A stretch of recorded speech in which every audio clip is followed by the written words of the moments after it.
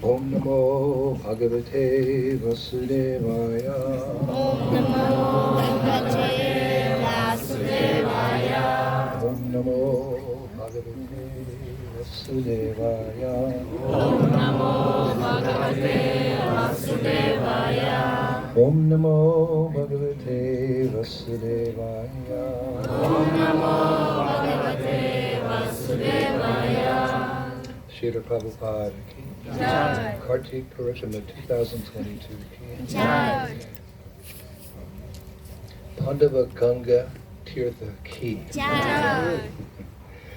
So, dear Prabhus, today we find ourselves at a very special, unique, and I would say undiscovered place called Pandava Ganga.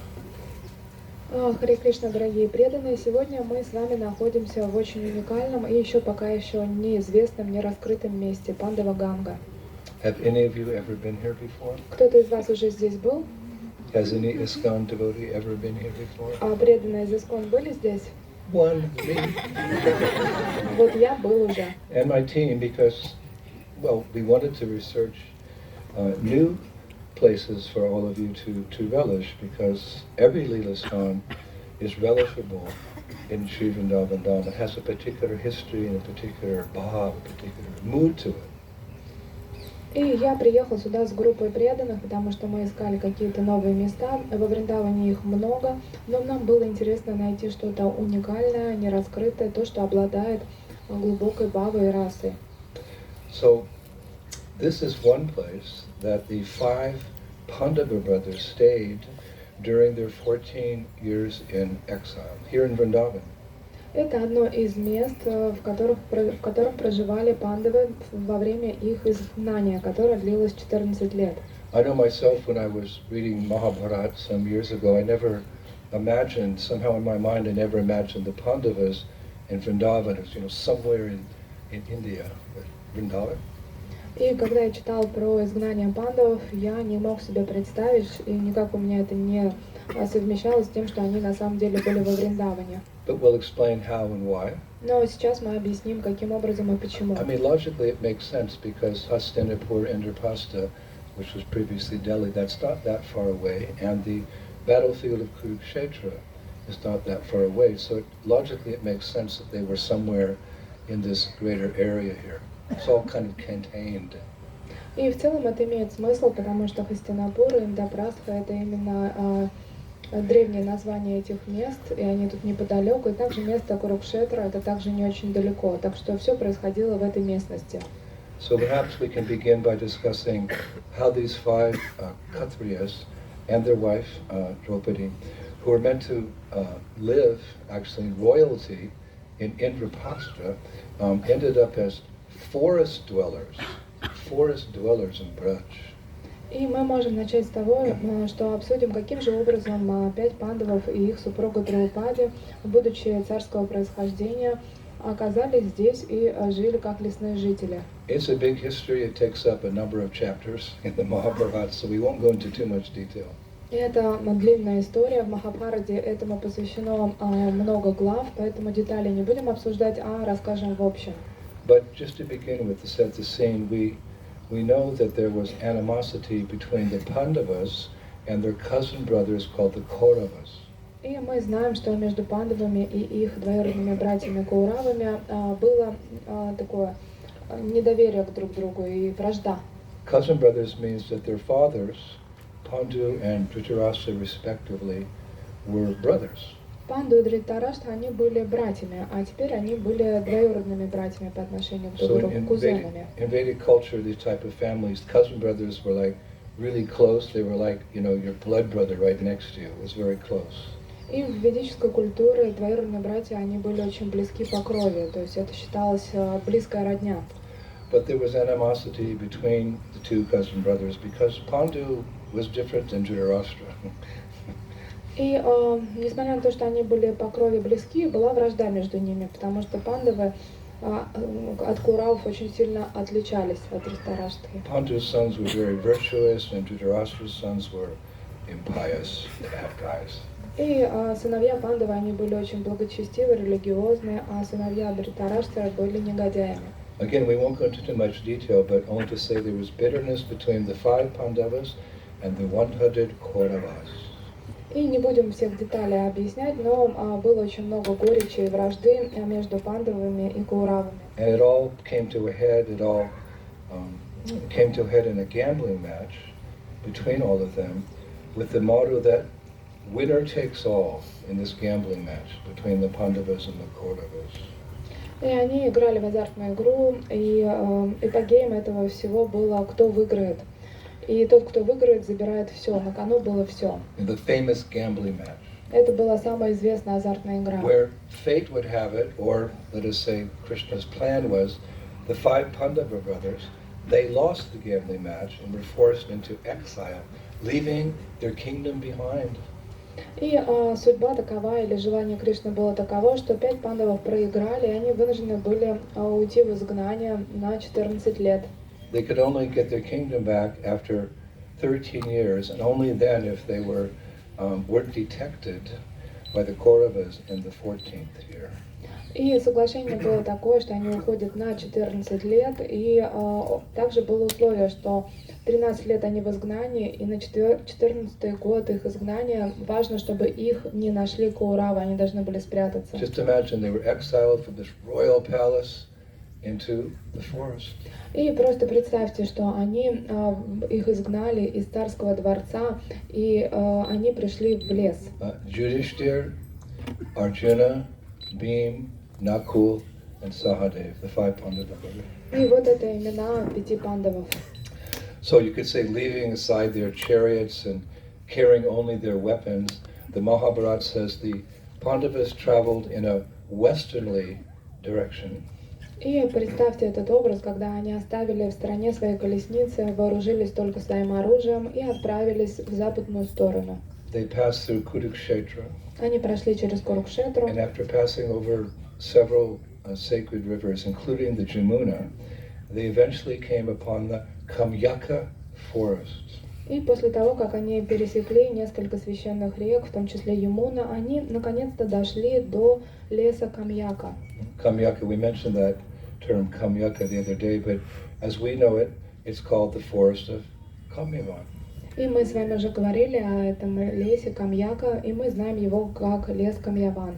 Mahabharata says Kamyaka, but it's also understood this means the Kamyavan forest, which we described in detail the other day when we went to Kamyavan, the forest of spiritual desires. И здесь его называют Камьяка, на самом деле это тот самый лес Камьяван, в котором мы с вами уже были, о нем разговаривали. Это лес, исполняющий все духовные желания. Pretty close to Indraprastha, Hastinapur, what we know now as Delhi. Это очень рядом, близко к Хастинапуру, Индапрастхе, это сейчас район недалеко от Дели. Because I checked the Mahabharata and it described they traveled for 3 days. So we can drive to Delhi in 2 hours, so it takes 3 days to come out to this part of India, Kamyaka. И в Махабхарате описывает, что их путешествие заняло 3 дня, хотя нам сейчас для Дели доехать где-то около 2 часов. На тот момент они передвигались 3 дня. Now Shastra describes that when they arrived at their destination, Kamyaka or Kamyavan, it also makes sense because what did they see? Many ascetics living on the banks of the river Jamuna. И когда они добрались до Камьяки, Камьявана, что же они увидели? Логично, что они увидели большое количество отреченных людей, которые совершали свои ритуалы у берега реки Ямуна. What were these ascetics doing? They were performing sacrifices and austerities. А что же они там делали? Они совершали жертвоприношения и предавались аскезам. We don't see that so much in Vrindavan. We don't see ascetics and mystics and yogis sitting on the banks of the Jamuna. We just see, Delhi Wallace going on Parikrama around Vrindavan, going past Keshigat. И на данный момент очень мало аскетов и мистиков, йогов, которые сидят на берегу Ямуны. Мы чаще встречаемся с жителями Дели, которые бегут парикраму вокруг Вриндавана, к сожалению. But that was the process in days of yore that these ascetics and yogis and rishis, they would sit on the banks of rivers because there they could get their fresh water, there they could get their water for puja, they could get the water for bathing. So it was a natural place that yogis and mystics, they lived on the banks of rivers. Но в предыдущей эпохе это было естественно, что на берегах реки жили аскеты, йоги, риши, мистики, потому что река снабжала их чистой водой, а воду они использовали в своих ритуалах, в своих пуджах, поэтому они сидели и медитировали. The tradition was that when you woke up in the morning, as the sun just crested over the horizon, you would go into the river up to your waist, and you would chant your sacred Gayatri. И традиция была такова, что в тот момент, когда солнечный диск поднимается из-за горизонта, именно тогда вы заходите по пояс в воду и читаете свою священную гайатри. And in the same way, at high noon, you would go into the river up to your waist, and you chant the sacred Gayatri, and the same with the evening. All your spiritual practices were done there on the banks of the sacred river. А также в обед вы тоже входите в воду по пояс и читаете священную гайатри, повторяя это вечером. Поэтому все ритуалы, они были связаны с водой. It's not just water. Это не просто вода. We know the Ganges comes from the spiritual world. It's sometimes described as the perspiration of the Lord. That when Vamanadev put his foot for the third step into the past the mature creation, he poked a hole in the between the material and spiritual world, and this spiritual water descended through the heavenly planets, through the middle planetary system, and down even to Patala Loka, purifying the entire creation. Ganga Ma. И мы знаем, как явилась Ганга Деви, говорят, что это божественная река, которая является самим потом Господа, и в тот момент, когда Ваманадев, он делал третий шаг, он пронзил слой материальной энергии, и таким образом сквозь эту дыру потекла вода Ганги, божественной реки, которая омыла все райские планеты, земные и Патала Локу. So it's not just water, it's transcendental water. The same as with the Jamuna. We heard yesterday the Jamuna River is liquid prema. It's an expansion of Vishaka Devi. Это не просто вода, это трансцендентная вода. И также, что говорить о Ганге, вчера мы с вами рассуждали про Ямуну и говорили, что это жидкая према. In fact, some mystics, they spend their whole day and night in the river perfecting their spiritual processes. И некоторые мистики, они целый день проводят в воде для того, чтобы достигнуть совершенства в своих практиках. I remember when I first came to Vrindavan in 1973, went down to the Jamuna, there was a yogi, he had these big, locks on top of a jut on his head and huge beard, and very skinny, and he was in the middle of the Jamuna River because it wasn't very high, and he was like this. He was pointing to the spiritual world, and he was like a statue. He didn't move. I saw him in the morning, I saw him at noon, and I saw him in the evening. And one of my friends said he was also there during the moonlight, just like this, uttering his mantras. И когда в 1973 году я впервые приехал в Вриндаван, то я увидел, что посередине реки Ямуны, уровень реки был тогда небольшой, стоял йог-мистик, у него была такая джата, волосы спутанные на голове. И он замерший стоял, показывая указательным пальцем в сторону духовного мира и читал свои молитвы, мантры. И таким образом я видела его на рассвете, в обед, вечером, и мои друзья подтвердили, что он так уже давно стоит, совершает свои обеты. Next day was also there. И на следующий день он также там стоял. And the next day was there. И на следующий And the день next тоже. day. И после The whole этого. week. И так прошла неделя. And I said to someone, what does he eat? They said, Pran. He takes his energy from the air and from the sun. И тогда я спросила, а что же он ест? И мне сказали, что прану. Он берет энергию от солнца и воздуха. And then we went to Mayapur for the festival. We came back, and I saw he was gone. И потом мы уехали на фестиваль в Майяпуре, потом вернулись, и вижу, его нет. So I asked one of the pujaris in the Radharaman temple, what happened to that mystic? He said, Golok. И тогда я He went to спросила Golok. Пуджари из Радhaрамана, где этот мистик, на что он так показал рукой, что все, на Галоке ушел. So at least when we see the river Ganges, or we see the river Jamuna, just like we pay obeisances to spiritual personalities, we should pay our obeisances. И когда мы видим реку Ямуну, реку Ганга, то подобно тому, как мы приносим свои поклоны смиренные личностям определенным духовным, также мы должны приносить свои поклоны и рекам. Not just drive by the Jamuna or just walk by the Jamuna. Respectful obeisances should be offered to the sacred personality, Vishaka. И мы не то, что должны пробежать или проехать мимо Ямуны, мы должны принести свои поклоны этой личности Вишакха-деви. So this was the scene that the five Pandavas came across when they came to Vrindavan. И именно это увидели пандавы в тот момент, когда они приехали во Вриндаван. And it's described as nighttime fell, they continued going deeper and deeper into the Vrindavan forest to find a place to rest that night. И уже смеркалось, дело было к ночи, они все глубже и глубже заходили в лес Вриндавана для того, чтобы найти место для ночлега.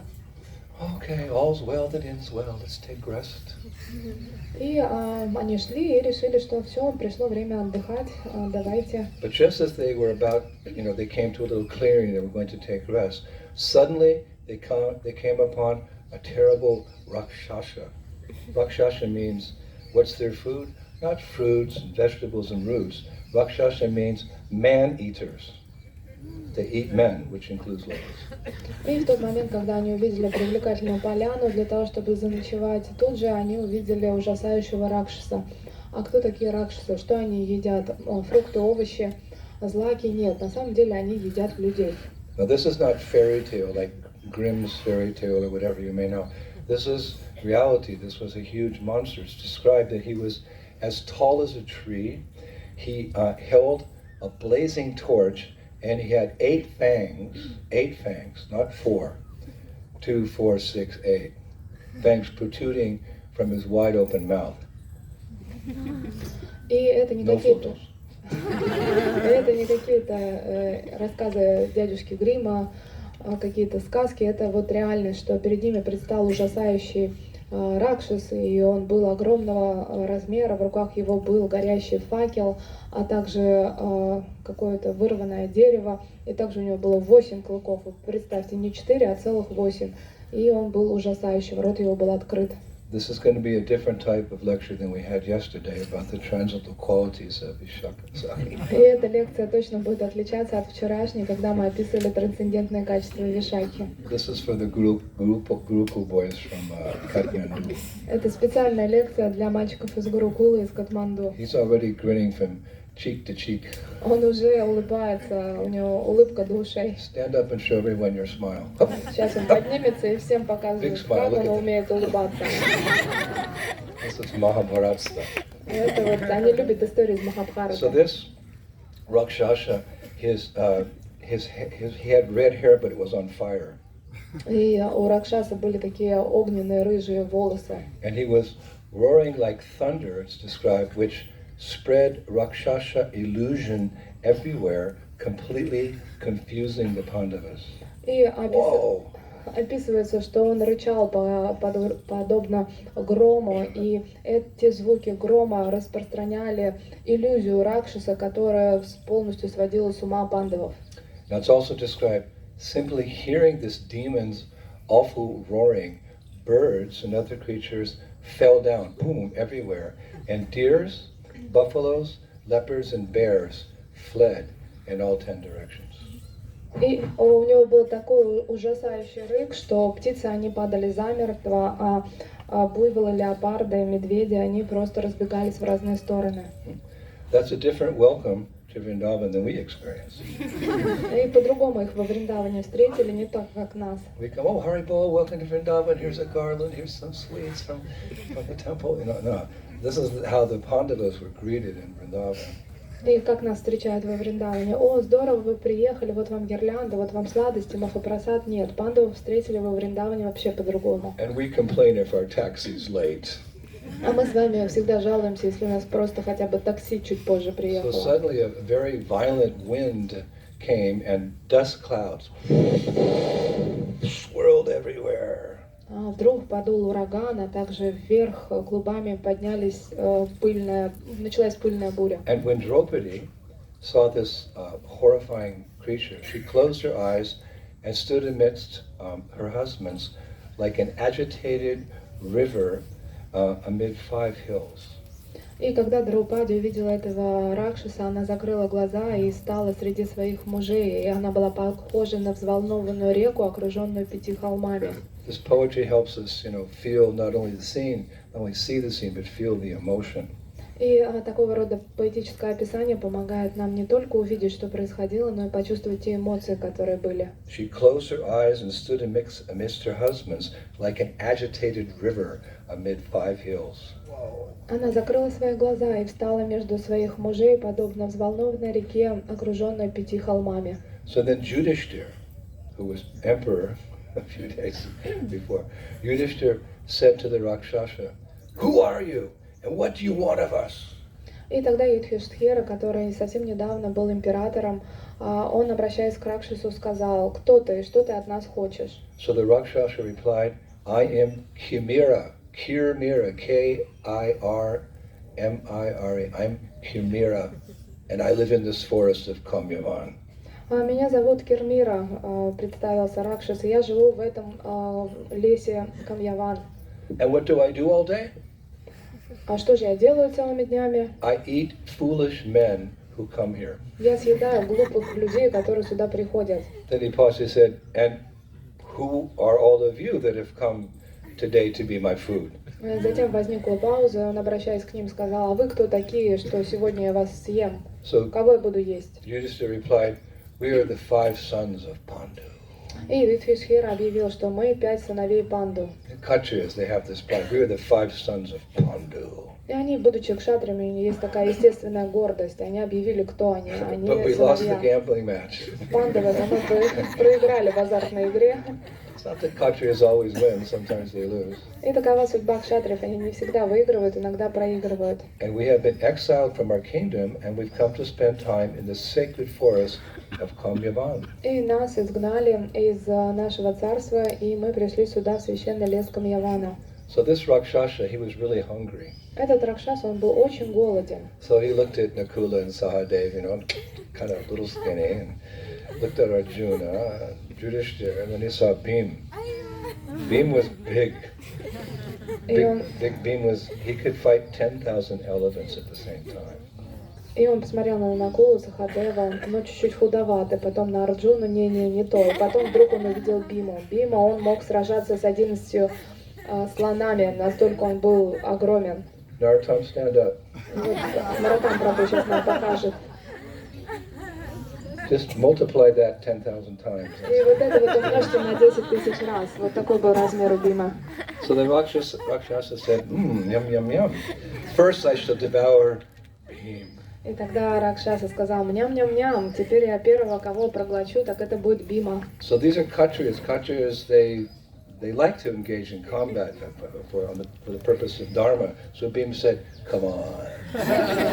И они были кшатриями, и они любили сражаться за принципы дхармы, поэтому Бхима сказал: «Ну давай, иди сюда, иди». So Bhima took a tree like that. He just pulled it out of the ground, stripped off the branches and the leaves. He just had this big trunk of the tree, and he rushed forward to fight the demon. И когда Бима I told подошел... you this is a different class than yesterday. Сейчас будет точно другая лекция, не как вчера, настроение совсем другое. И вот Бима подошел к дереву, вырвал его с корнем, оторвал все ветки, и у него в руках оказался только ствол дерева, и он понесся для того, чтобы сразиться с Ракшасом. Then it's described that just as Indra hurls his thunderbolt, now that's, within thunderbolts, right? Bhima brought down the tree on the Rakshasa's head. И подобно тому, как Индра мечет свои молнии, Бима тоже с огромным усилием бросил это дерево и попал в голову Ракшаса. You take this tree Вот возьмите это дерево, and you например, smash it on someone's head with the same force that Indra throws a thunderbolt during a hurricane. What's going to happen to that person's head? берете дерево, Kaputski. Deutsch, German. Kaputski. Да. бьете этим деревом по голове кого-то с той же силой, с которой Индра бросает свои молнии в небе во время урагана. Вот что будет с этим человеком? Ну, ему Капутский придет полный. And the tree was smashed to smithereens. Smithereens? To pieces. И это дерево на щепки разлетелось. But the demon was unfazed. Но при этом с демоном ничего не случилось. And he said to Bhima, "That's all? И он, обращаясь к Биме, сказал: «Ну, это все, что ли? Is that all?" Это что, все? So then Kimira, he quickly threw his flaming torch at Bhima, who dropped to the ground, on the ground, and with his leg, he kicked the torch falling. It fell on the ground and put his leg up, boom! The torch went flying in that direction. With his left foot. Shastra's very detailed. И тогда этот демон бросил в сторону Бимы свой горящий факел, факел упал на землю, и затем его отбили левой ногой. И вот такие детали даже есть в шастрах. So then the Rakshasa, he said, enough of this, and he himself tore a tree from the ground, and Bhima took another tree, and they were fighting like this until their trees were destroyed. They pull up another one, pull up another. Pretty soon, within 100 meters, there were no trees. И, конечно же, это разозлило демона, что Бима отбил эту атаку факелом, и тогда демон сказал, ну все, достаточно, и начал вырывать один за другим деревья и бросать их в Биму. Бима, в свою очередь, тоже не растерялся, начал вырывать деревья с корнем, бросать в демона, и очень скоро в радиусе сотни метров вокруг них не осталось уже вообще никаких деревьев.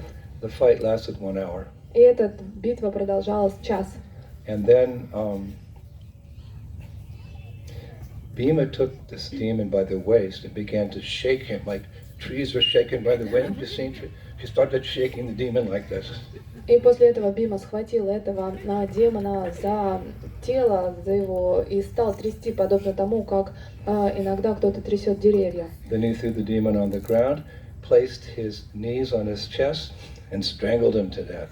И потом он завалил этого демона, прижал его к грудь своим коленом и просто душил до смерти. This is the ghastly rasa, but like Nrsimhadevi tore out the intestines and wore them as a garland. These things happen.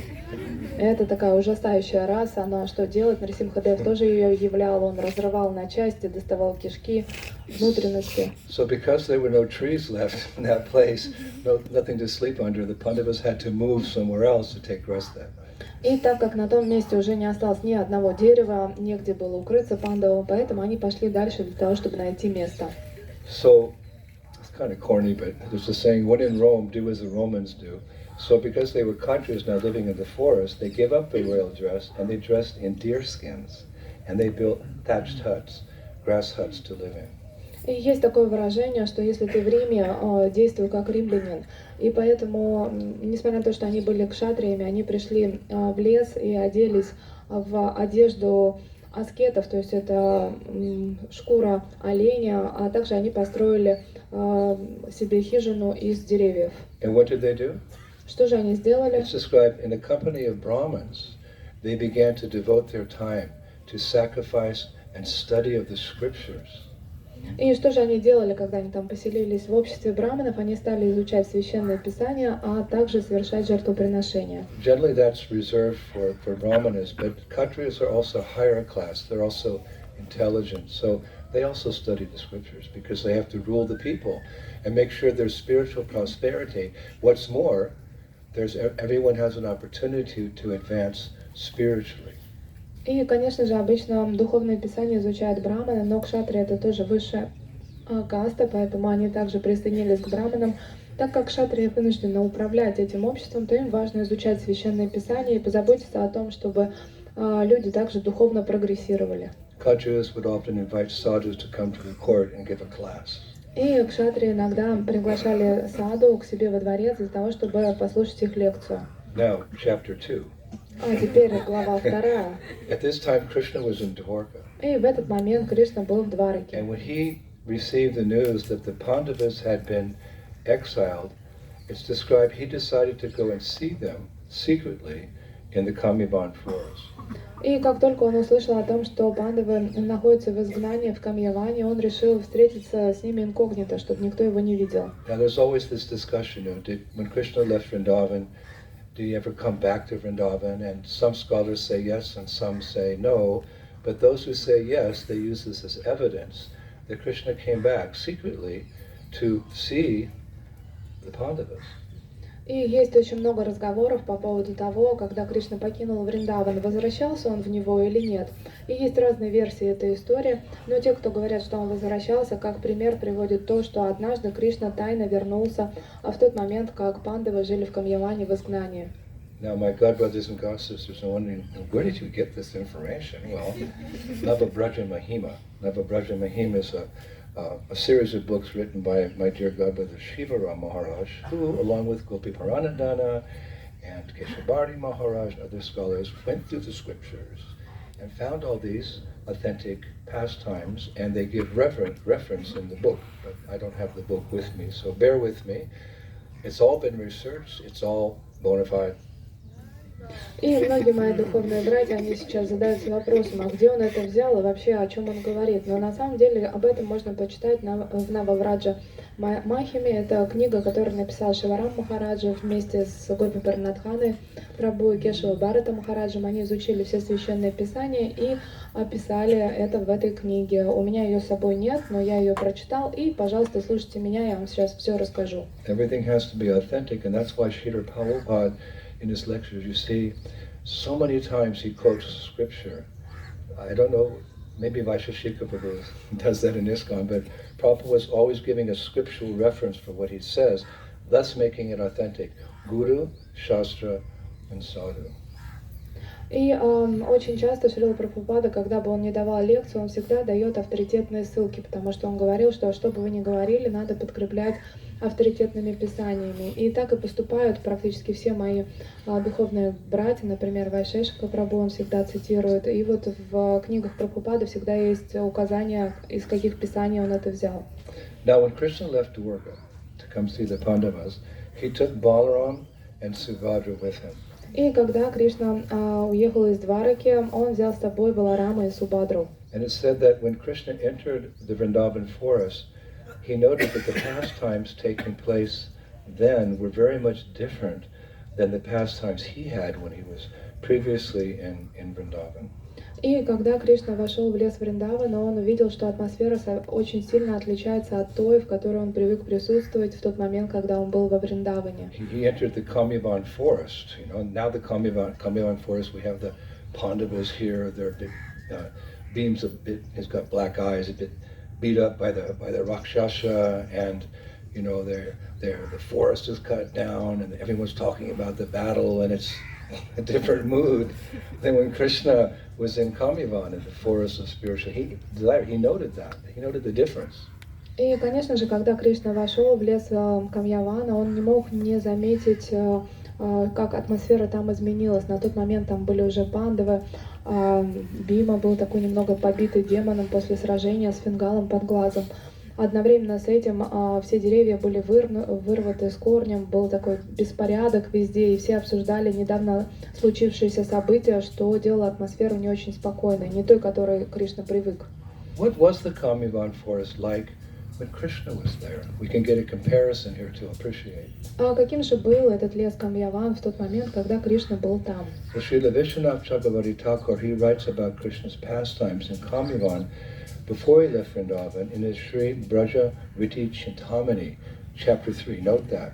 Braj Riti Chintamani, chapter 3. If you want to see what Kamyavan was like when Krishna was there, you can refer to that chapter. И если вы хотите узнать описание Камьявана в тот момент, как там был Кришна, то обращайтесь к Шрила Вишванат Чакравати Тхакуру и его произведению Враджа Рити Чинтамани, глава 3. But I did it for you. И я для вас это уже посмотрела, сейчас Last night at расскажу. 1 o'clock in the morning, I found that scripture, I went to that chapter, and this is what I found. This is what Braj was like. This is what eternal Vrindavan is like. I'll describe it to you.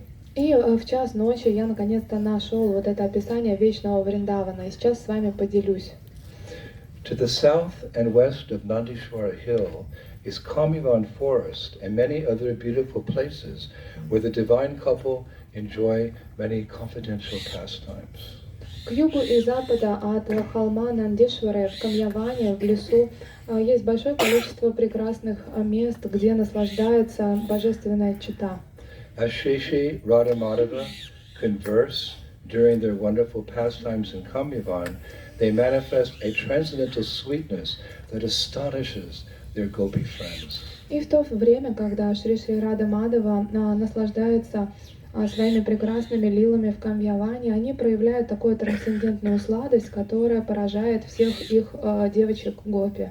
Because of its many charming Kamya forests, groves and lakes, where Lord Krishna relishes the sweetness of his pastimes. This place is known as Kamyavan.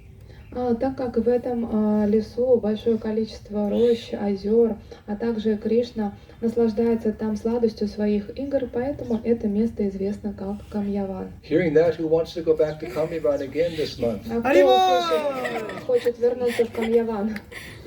Of course, those are super excellent pastimes. И, конечно же, это просто прекрасная история. And we know that Kamyavan, the Lord is partial to Kamyavan because, well, that's where the Brajavasis live in. The Brajavasis, are Krishna's dearmost. И, конечно же, Кришна предпочитает Камьяван, он хорошо к нему относится, потому что там живут Бриджабаси, а Бриджабаси он больше всего любит. But we should also understand that Krishna loves all his devotees and whatever humor they're in, and is eager to fully reciprocate such devotees' love at every time. Everybody's important to Krishna, even the fallen conditioned souls, because he comes paritranaya sadhunam to deliver them.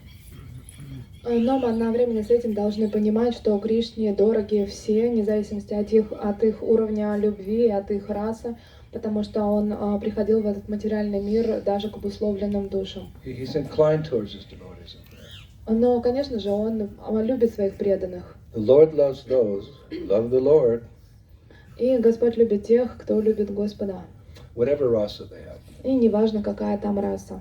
So in Srila Sanatana Goswami's epic Brihad Bhagavatamritam, which was the first book of the six Goswamis, and is described as the basis for all the other books that Goswamis wrote, we hear from Srila Sanatana Goswami that we hear Narada Muni glorifying the special love of the Pandavas for Krishna and Krishna for the Pandavas. That's where we find this particular loving relationship between Krishna and the Pandavas. И в своей эпохальной работе Брихад Бхагаватамрите Санатана Госвами пишет о той любви, которая была у Кришны по отношению к Пандавам и у Пандавы по отношению к Кришнам. Это его основная работа, на основе которой последующие Госвами также писали свои сочинения. Yes, he loves the gopis. И, конечно же, Кришна также любит гопи. But the Lord loves those who love the Lord. Но также Господь любит тех, кто любит Господа. So what is the relationship between Krishna and the Pandavas? И каковы же отношения между Кришной и Пандавами? So in Brihad Bhagavatamritam 1.5.32, Sanatana Goswami describes it very nicely. И в Брихад Бхагаватамрите 1.5.32 Санатана Госвами замечательным образом описывает это. He writes as follows: "O great saintly Pandavas, is anyone bold enough to let his tongue describe the unique love for Krishna that each of you has, or the special mercy he bestows upon you?" Он пишет следующее: «О великие святые пандавы, хватит ли у кого-то смелости для того, чтобы описать уникальность любви, которая у вас есть к Кришне, а также ту уникальную милость, которую он на вас пролил?» The Pandavas' love for Krishna ki. Krishna's love for the Pandavas ki.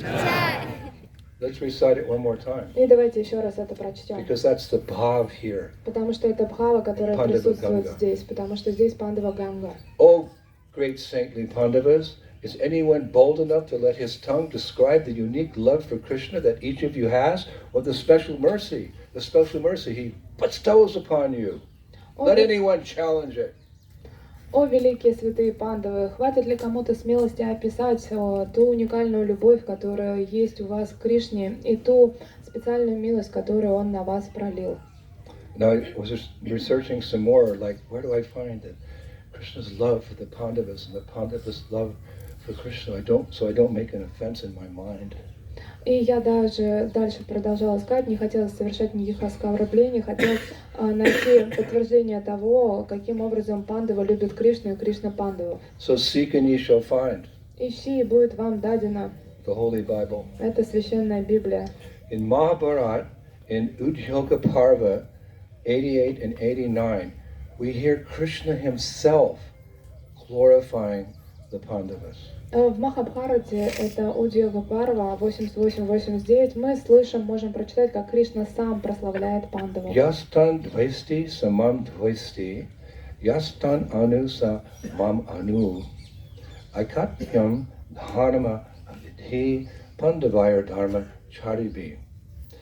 Krishna, he who hates the Pandavas hates me, and he who follows them follows me. Know that I am one in spirit with the righteous Pandavas.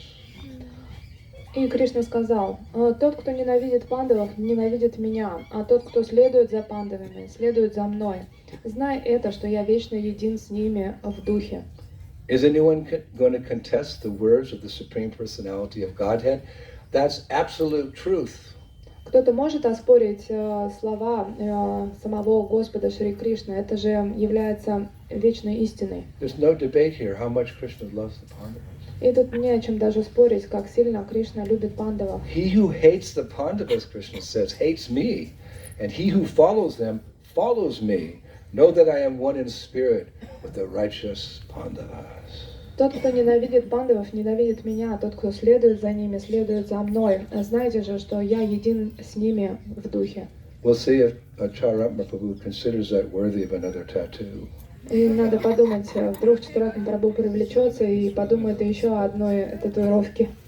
But in a general way, we can understand how Krishna appreciates even the most insignificant service by a new bhaktin.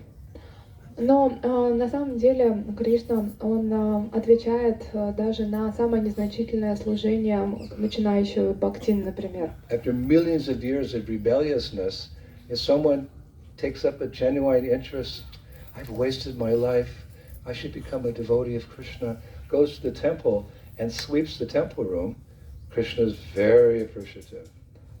После миллионов рождений, когда мы сражались против Кришны и отрицали его, мы вдруг приходим к нему и совершаем какое-то служение в храме, например, заходим в алтарную и подметаем полы. Конечно же, Кришна очень доволен этим. Mothers can understand it. И мамы точно могут понять, о чем Your little это. child is naughty, and one day he says, Mommy, I'm really sorry. Please forgive me. Is there any service I can do for you?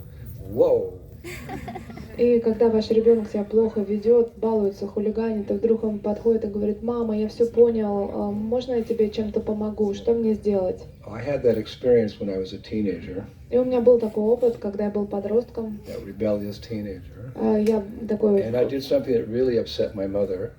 я восставал против своих родителей и сделал что-то, что очень расстроило мою маму. It was a Saturday morning, Это было утро, суббота, and my mother broke down in tears. и моя мама разрыдалась. She said, son, don't you remember how many times I changed your diapers? И тогда она сказала: сын, ты вот вообще помнишь хотя бы, как часто я тебе подгузники меняла? So I thought, yeah, like for so many years. Okay, Mom, I'm really sorry. Let me clean the house. And that was a changing moment in our relationship. Just as she, don't you know how many times I changed your diapers? I thought, yeah, thanks, Mom. What can I do for you? So the living entity, Brahmanda Brahmatikon Bhagavanji, Guru Krishna Prasad, Bhakti Lal Beach. It says in Chaitanya Charitamrita, after many millions of lifetimes of forgetfulness, one has a change of heart, and then Krishna intervenes personally, or he sends his representative to change our lives.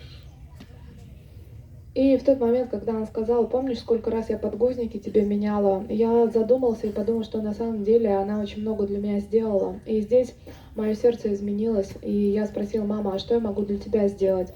Возможно, я могу убраться в доме. И с тех пор наши отношения стали меняться. Подобно этому, когда живое существо через миллионы рождений вдруг его сердце меняется, он начинает двигаться навстречу Кришне, вспоминает о нем, то Кришна сам лично вмешивается в его жизнь, либо посылает своего представителя для того, чтобы позаботиться об этом преданном. So the Lord loves those who love the Lord. И Господь любит тех, кто любит Господа. And in general, Srila Krishna's Kaviraj Goswami, he speaks of this, I could say Krishna's undivided love in Chaitanya Charitamrita, Anjalila, chapter 2, text 81. И об этом пишет в читании Чаритамрите Кришна Кавирадж Дас Госвами. Premvasa Gaur Prabhu, Yahan Premotama, Premavasa Hashataha Dena Dashana. Lord Gaurasundar, Mahaprabhu, is greatly influenced by the love of his devotees. Therefore, wherever there is pure devotion to the Lord himself, subdued by such love, appears, and his devotees see him. И по такой именно любви к своему преданному Кришнадас Кавирадж Госвами пишет в читании Чаритамрити Антия-лила 2.81.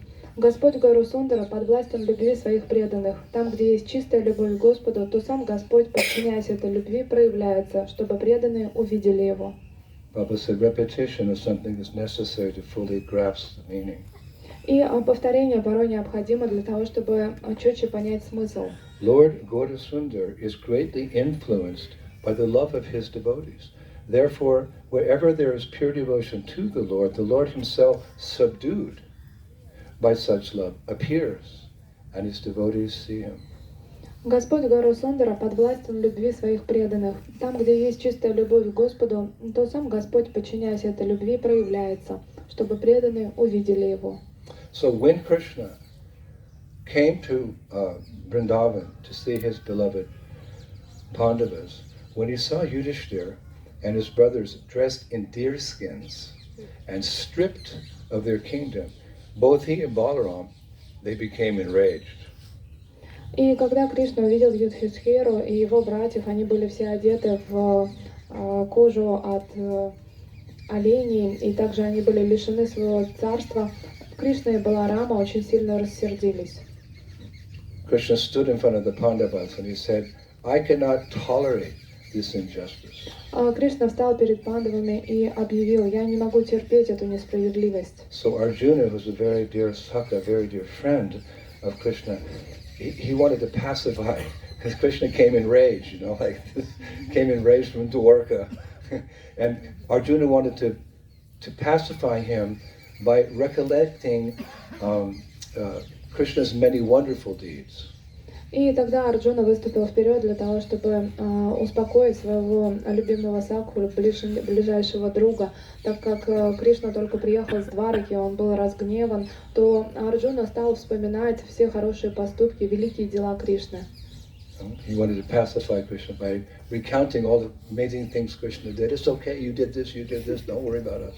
И Арджуна начал прославлять Господа, напоминая ему, что он сделал то, одно, второе, третье. И поэтому он говорит: ты за нас не переживай, ты вот посмотри, сколько ты уже сделал. So Arjuna said to Krishna, И Арджуна сказал Кришне: O Krishna, as Narasimha, you slew the mighty Asura Hiranyakashipu.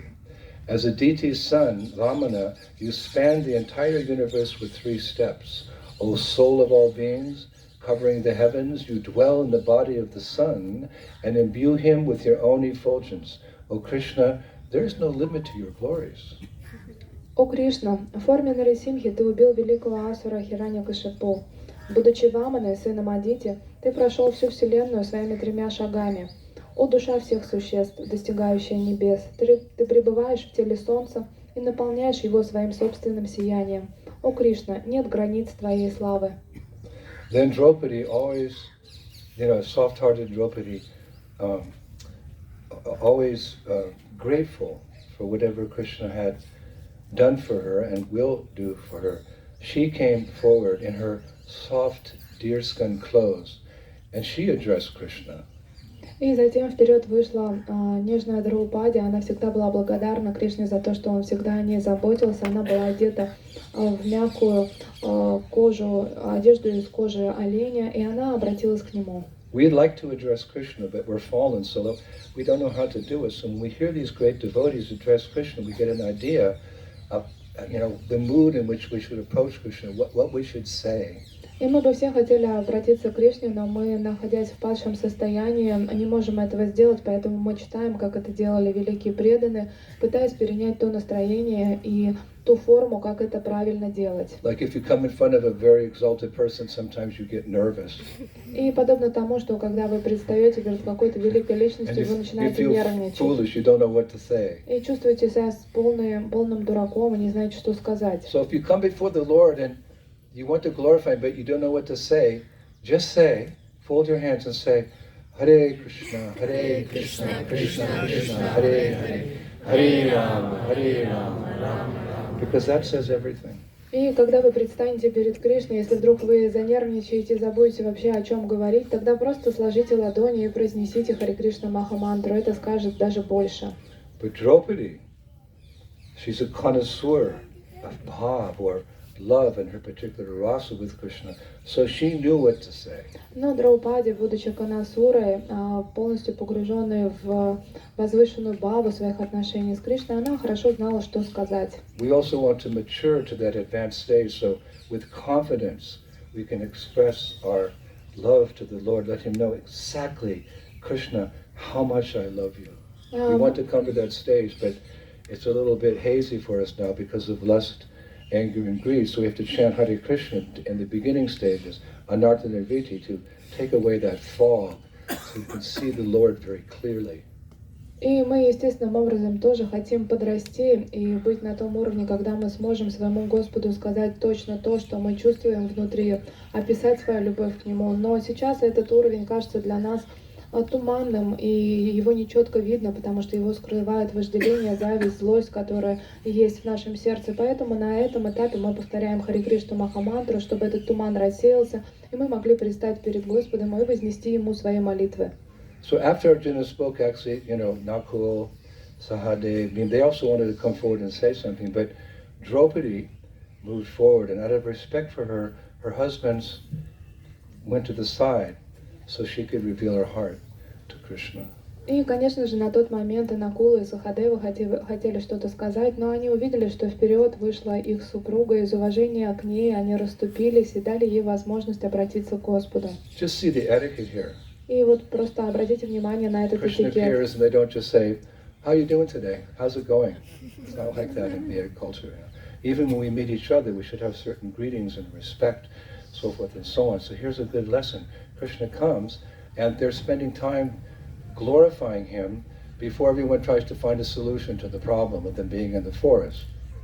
И подобно этому подумать, как мы с вами встречаемся. Мы не то, что они увидели Кришну и говорят: «О, Кришна, привет, ты как?» Нет, на самом деле есть ведический этикет, как мы встречаемся, и мы должны тоже уважительно относиться друг к другу при встрече. Поэтому, как только они его увидели, они стали его прославлять до того, как они стали думать, каким образом разрешить их проблему. Etiquette. Это Just like этикет. we see a Vaishnava, what Vanchakalpatudubhyasya Kripasindhuveva Patitanam Pavanevyo. Some glorification. We see our spiritual master. We bow down and say his prana mantra. We see the deity from our hearts.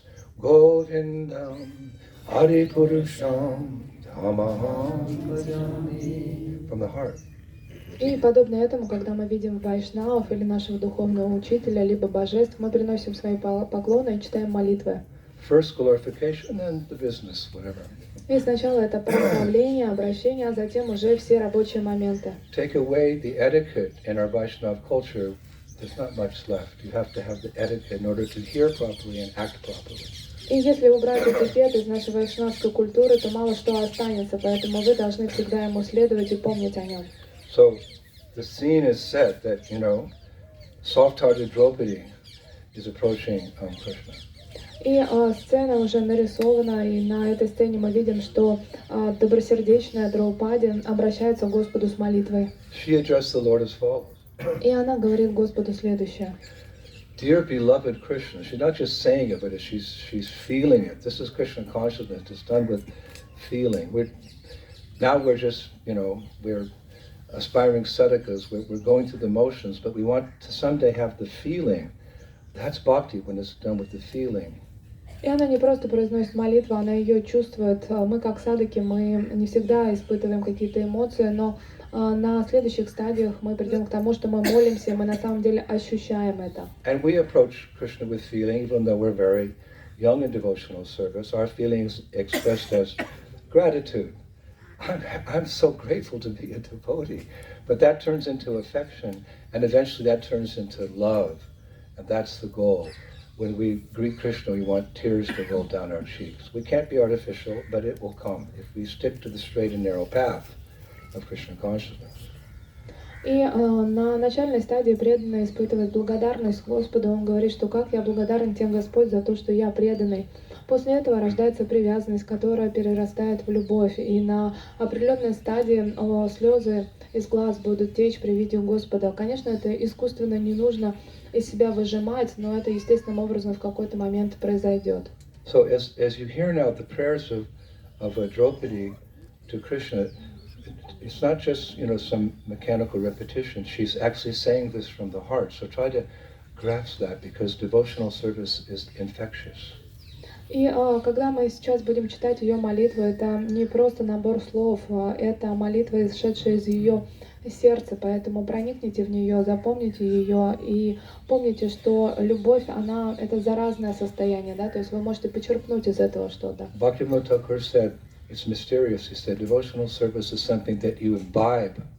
It's a nice word in English. It's something you imbibe from another devotee by Sangha association. И Бхактивинода Тхакур, он говорил, что преданное служение — это то, что ты впитываешь от другого преданного. So in your mind's eye, just picture, Draupadi coming, and this is what she said. И в своем уме просто нарисуйте образ Драупади, которая обращается к Кришне, и послушайте. I don't know if I'm even qualified to recite her words. Не знаю, есть ли у меня квалификация даже повторять ее слова. Dear beloved Krishna, Дорогой любимый Кришна, you are the refuge of all ascetics and sages. ты являешься прибежищем всех святых и аскетов. Even as children sport with their toys, so you sport with the celestials. И подобно тому, как дети играют с игрушками, ты играешь с небожителями. Those seeking your protection are never overcome by calamity. Тот, кто жаждет твоей защиты, никогда не подвергается неприятностям. O Krishna, you are my only shelter. О Кришна, ты являешься моим единственным прибежищем. I now request your protection for 4 reasons. И сейчас я прошу у тебя защиты, и у меня есть 4 причины на это. Number 1, due to our family relationship. Первое, мы связаны с тобой семейными отношениями. Number 2, due to our friendship. Мы с тобой друзья. Number 3, the respect you bear for me. И благодаря тому, что у тебя есть огромное уважение ко мне. Isn't that nice? Love is reciprocal. Потому что любовь, она всегда взаимна. The respect that Krishna has for his devotees, that's there. И уважение, у которого есть у Кришны к своим преданным, это тоже присутствует. The respect you bear for me. And number 4, the very fact that you're my Lord. А четвертое, это факт того, или то, что ты мой Господь.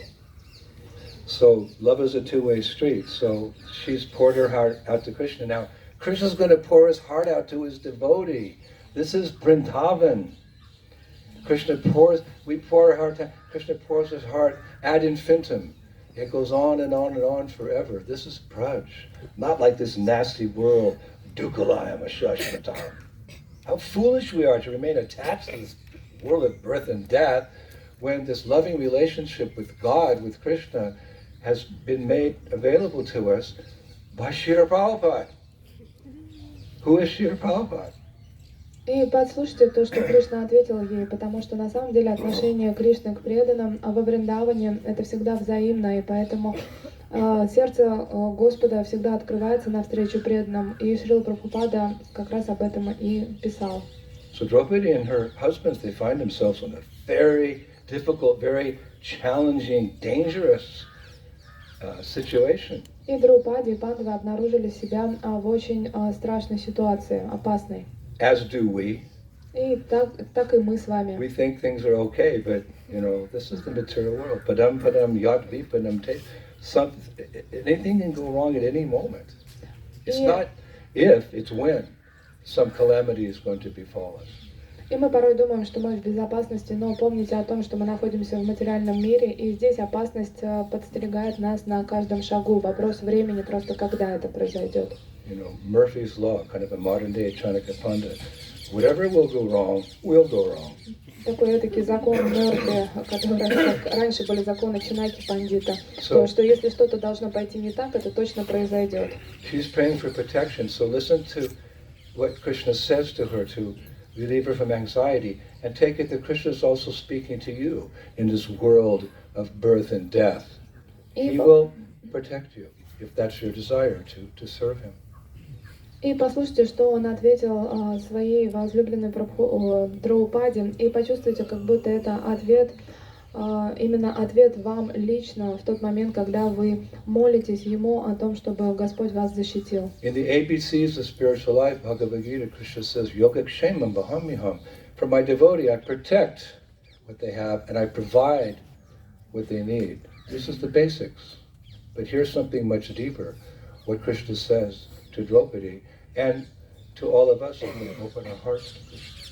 И в Бхагавад-гите, который является азбукой преданности, Кришна говорит, что я защищаю то, что есть у преданного, и даю ему то, что ему необходимо. Но послушайте, что ответил Кришна Драупаде. Krishna said, "O fair lady, do not grieve. И он сказал: «О, нежная женщина, не горюй. I shall do for you and the Pandavas whatever lies within my power." Я сделаю все возможное для тебя и твоих пандавов, все, что в моих силах. The heavens may fall and the Himalayas may move. The earth may be spent and the ocean may dry up. But know for certain, O Draupadi, that my words will never prove false. И рай может пасть, а Гималаи могут двинуться, земля начнет вращаться, а океан пересохнут. Но знай точно, о Драупаде, что мои слова всегда будут правдой. And with those words, Krishna left. И с этими словами Кришна оставил их. He just left because that was his promise, and he doesn't have to stick around to prove it. Krishna is the supreme mystic. He'll arrange a devotee's life in such a way that the devotee will eventually come to him through thick and thin. И Кришна пообещал и уехал, потому что он великий мистик, ему нет необходимости постоянно оставаться рядом и что-то контролировать, потому что то, что он сказал, он исполнит, и рано или поздно преданный в любом случае Кришна организует все так, что он придет к нему. And the acharyas say that he knew he could do nothing until the end of the 13 years of their exile because he understood that Yudhishthira and his brothers were too virtuous to break their word. They're not going to leave and go back to their kingdom. They promised, this is the gambling match, they made a vow they'll leave. So Krishna said he knows they're not going to try. They're going to stay in the forest. So Krishna's not going to try to change anything like that. И ачарьи комментируют, они говорят, что Кришна прекрасно понимал, что он не в силах ничего изменить, пока не пройдет вот это время изгнания, потому что он знал характер Юдхистхиры и его братьев, что они дали свое слово, они проиграли в игре. Это было дело чести, следовать своим словам, а не то, что обмануть всех и вернуться к управлению царства. Это было нереально. Avikina Swarat. Avikina Swarat means that Krishna is omnipresent everywhere by his energies. Therefore, he knows everything, past, present, and future. So he knew they were going to remain in the forest for the full period, and he knew there would be a battle in which those nasty Kauravas would be annihilated and the Pandavas would be reinstated. И Господь, Он является вездесущим, благодаря этому Он знает прошлое, настоящее и будущее. Он прекрасно знал, что на протяжении этих лет они останутся в лесу, а затем Он также даже знал, что будет битва на Курукшетре, благодаря которой пандавы снова займут свою позицию, а Кауравы, негодяи Кауравы, будут повергнуты. Now, we know that from reading Mahabharata, etc., that it wasn't easy from that point on for the Pandavas. It wasn't easy. But how did they tolerate it all? How do we tolerate everything that life throws at us? И читая Махабхарату, мы видим, что для пандавов это был очень сложный период. Каким же образом они его выдержали? А как мы с вами выдерживаем то, когда жизнь кидает вызовы нам в лицо?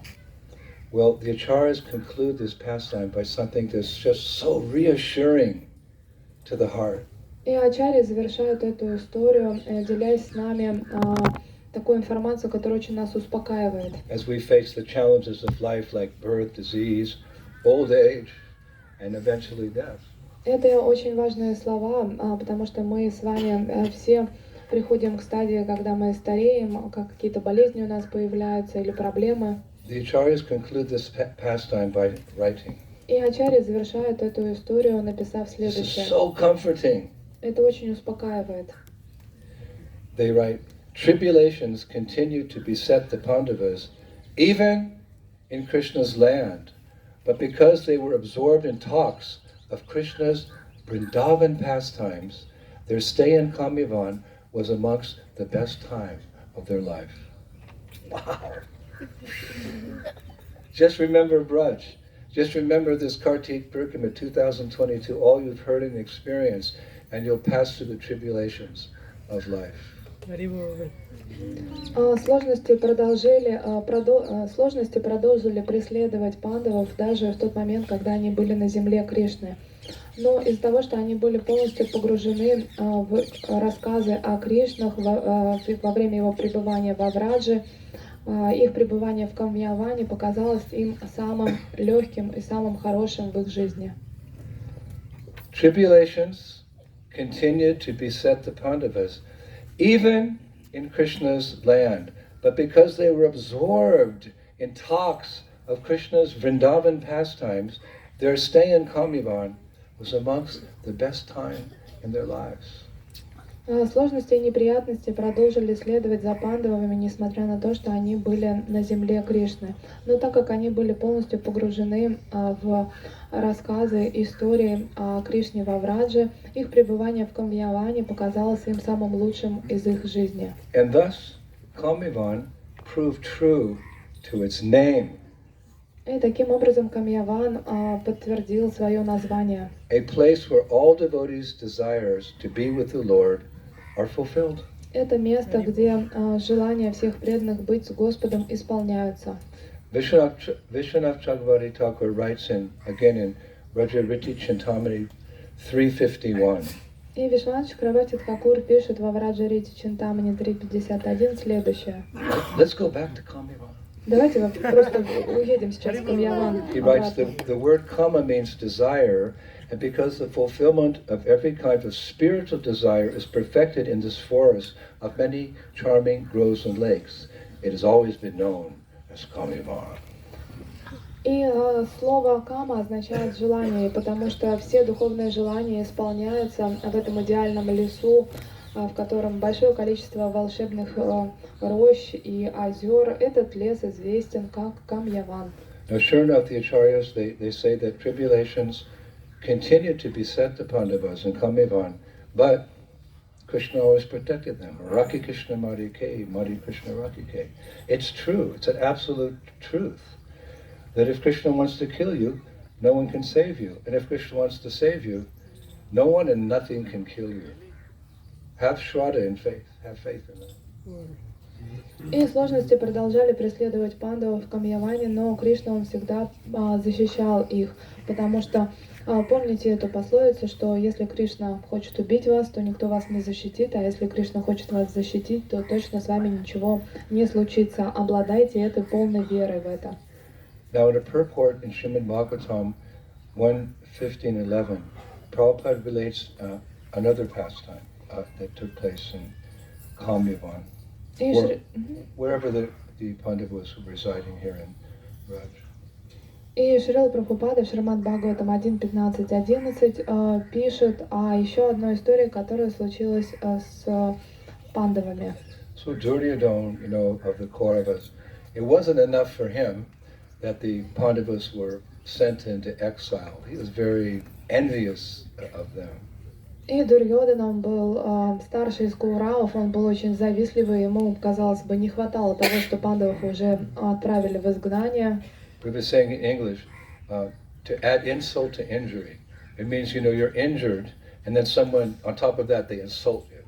И есть такое выражение, когда оскорбляют травмированного, да, то есть у вас уже есть какая-то травма, и вас еще за это и оскорбляют. Or to kick a man when he's down.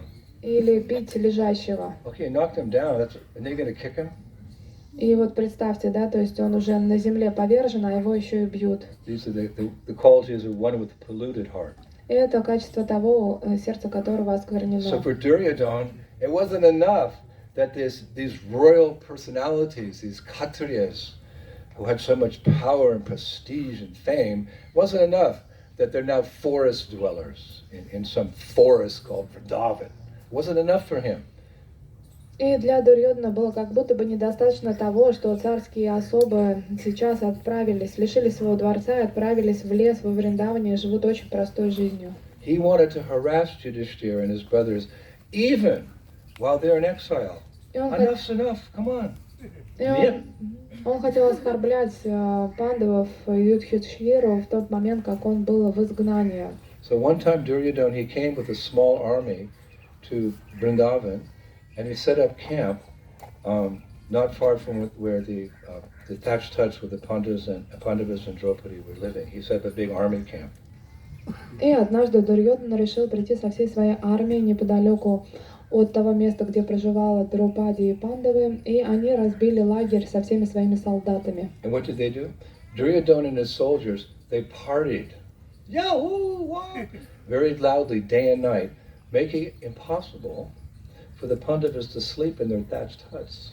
You know, like sometimes in Vrindavan you're trying to sleep and there's some blaring music going somewhere. So they couldn't sleep. И Дурьодана с его солдатами, с целой армией расположились неподалеку от древесных хижин пандавов и стали куролесить. У них была вечеринка, они были очень громкие, знаете, и мешали им спать. Невозможно было ночью заснуть. Подобно тому, как иногда во Вриндаване вы пытаетесь заснуть, а откуда-то из громкоговорителей разносится музыка. So who's the father of Arjuna? А кто отец Арджуны? Indra. Сам So Индра. Indra, seeing what's going on with his celestial airplane, he became very furious at this situation. What you're doing to my son? И Индра, увидев, что происходит с Арджуной, он очень разгневался и подумал, что там происходит, кто так мешает моему сыну. So Indra sent his commanders to arrest Duryodhana. И тогда Индра послал своих главнокомандующих для того, чтобы арестовать And there Дурьодана. was this big fight between Duryodhana and his guys and Indra and his commanders, a big fight. But very soon the demigods, they won and they subdued Duryodhana's army and then they kidnapped Duryodhana. И возникла потасовка, такая битва между главнокомандующим Индры и армией Дурьодана. Они сражались, но достаточно быстро полубоги одержали победу и взяли Дурьодана в плен. Indra said, "You rascal, we're going to tie you up and throw you in jail and throw away the key." И тогда Индра сказал, что ты негодяй, мы тебя в плен возьмем, в темницу поставим, а ключ от темницы выбросим. But listen to what happened. Но послушайте, что произошло. The plot thickened И история сгущается in a very interesting way, очень интересным образом. almost unusual way, but characteristic of Vaishnav's qualities.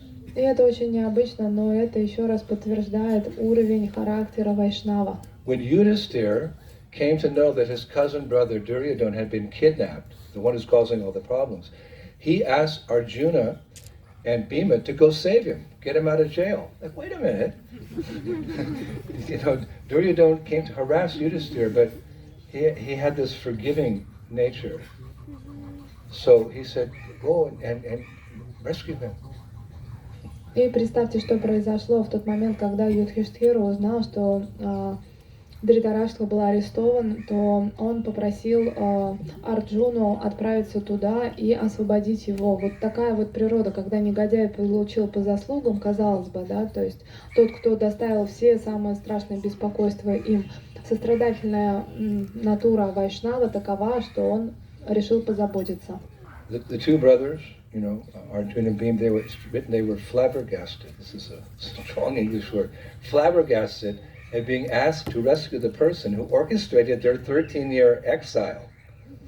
И, конечно же, в тот момент Арджуна, он был под впечатлением от того, он просто обалдел, не веря в то, что они сейчас пойдут освобождать того самого Дурьодана, который был спонсором их изгнания на 13 лет. So Yudhisthira said, no, cool down. Then he explained an important principle that all Vaishnavas should bear in mind. И тогда Юдхиштхира сказал, чтобы Арджуна успокоился и поделился тем принципом, который очень важен для всех вайшнавов. Some niti shastra. Niti means like just common logic and sense, how to live in this world in a practical way. He gave some niti shastra to Arjuna and to Bhima. И он поделился нити шастра, это обыденная логика или то, чему мы должны придерживаться в этом материальном мире. Good for ISKCON. И это неплохо было бы для Искон. He said to them, Он сказал им, we may argue and even fight amongst one another as brothers. But when someone from outside our family attacks, we must stand together, united against our common enemy, which for us is illusion. Мы можем спорить и ругаться между собой как братья, но когда кто-то из посторонних, не из нашей семьи, нападает на нас, мы должны объединяться, вставать на защиту друг друга и выступать против общего врага. Наш общий враг — это иллюзия.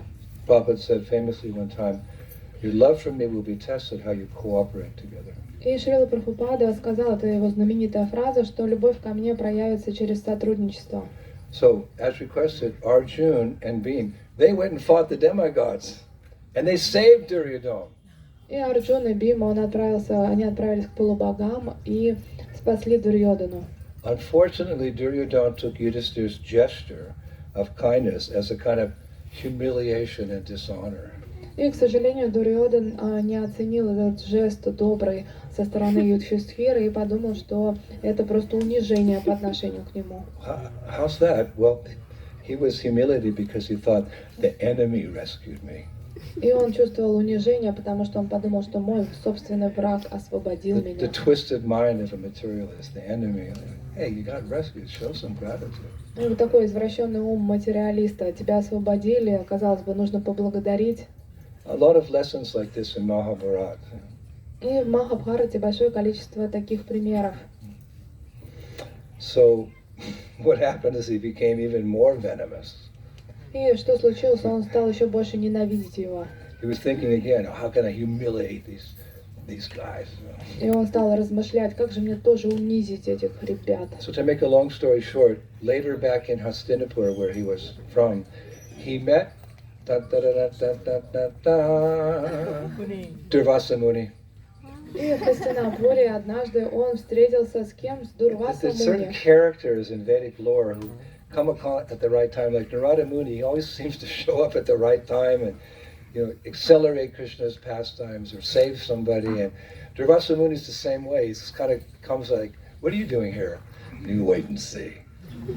И есть определенные, Durvasa Muni, hey. есть определенные личности в окружении Кришны, которые всегда появляются вовремя и с какой-то целью. Например, как Нарада Муни, мы знаем, что с его появлением всегда что-то интересное происходит. И вот также личность Дурваса Муни, вся слава ему. Вот посмотрите, что произошло.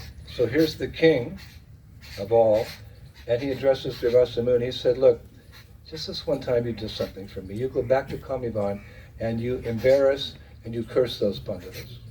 И этот царь, он обратился к Дурвасу Муни и говорит, что вот, пожалуйста, отправляйся в Камьяван со всеми своими последователями и унись Юдхиштхиру.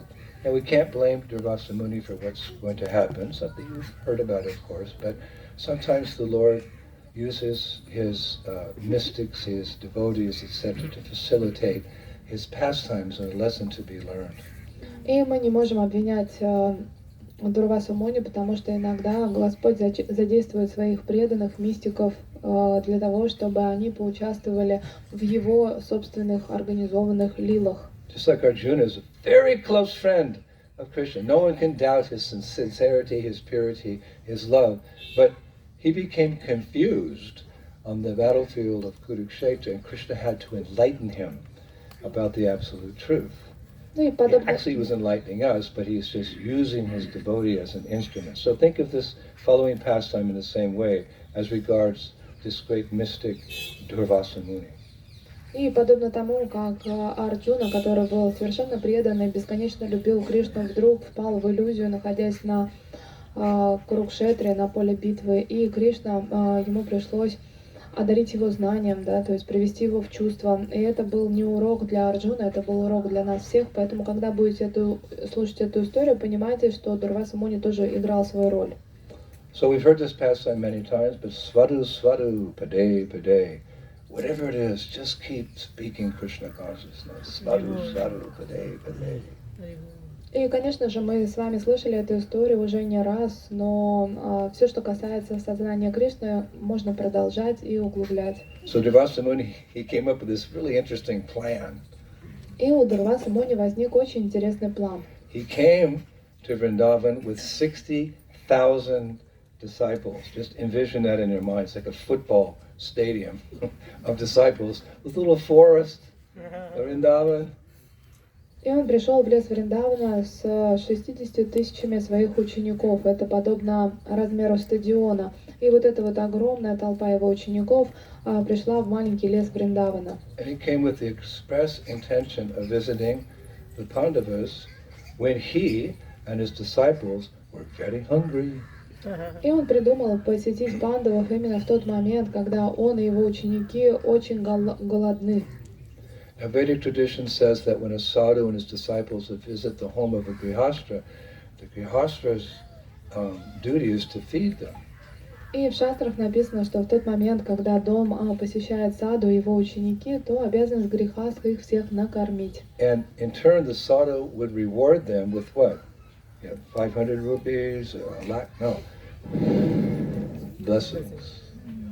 И вместо этого что делает саду? Что он там 500 рупий им дает или какие-то миллион рупий? Да нет, он им дарует свои благословения. No amount of money can equal a sadhu's blessings.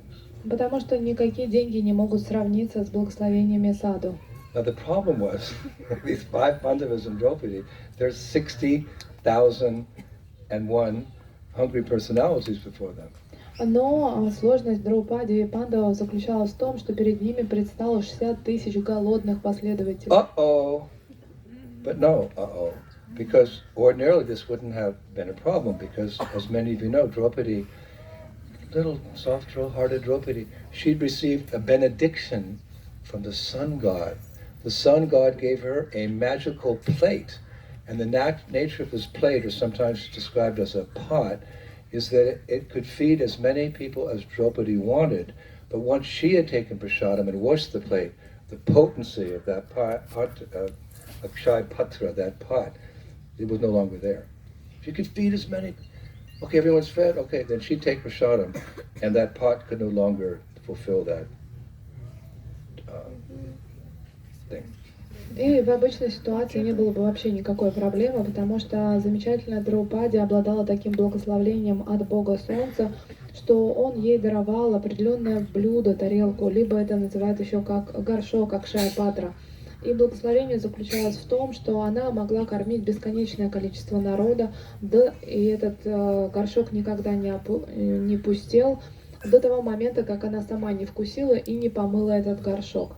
The potency of that Akshay Patra, that pot, was gone until next sunrise. Next morning, potency came back. You could feed 10 billion people with that pot. What a blessing. How many ladies would like to have a pot like that? It's nice, easy. All your best preparation, boom, boom, boom, boom, boom, boom. You could feed of all of India. И могущество этого благословения, оно заканчивалось, как она помыла горшок и поела, и начиналось снова с восходом солнца. Когда солнце всходило, из этого горшка можно было достать все, что вы захотите, и накормить миллиарды на этой планете. Кто бы из женщин отказался на кухне у себя иметь такой супер горшочек? You know, your husband comes home from work, you know, you're tired dealing with the kids all day and to cook dinner. He says, "What's for dinner?" You go, "There's your dinner." Yeah.